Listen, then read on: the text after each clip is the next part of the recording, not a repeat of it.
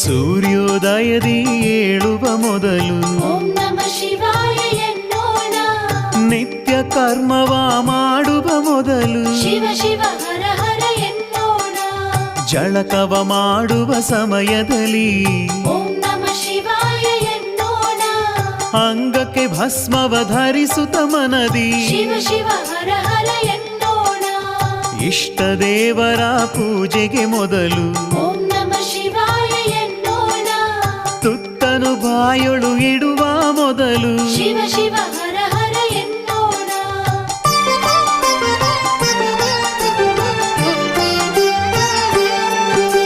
ಸೂರ್ಯೋದಯದಿ ಏಳುವ ಮೊದಲು ಓಂ ನಮಃ ಶಿವಾಯ ಎನ್ನೋಣ. ನಿತ್ಯ ಕರ್ಮವ ಮಾಡುವ ಮೊದಲು ಶಿವ ಶಿವ ಹರ ಹರ ಎನ್ನೋಣ. ದಿನದ ಹೆಜ್ಜೆಯ ಇಡುವ ಮೊದಲು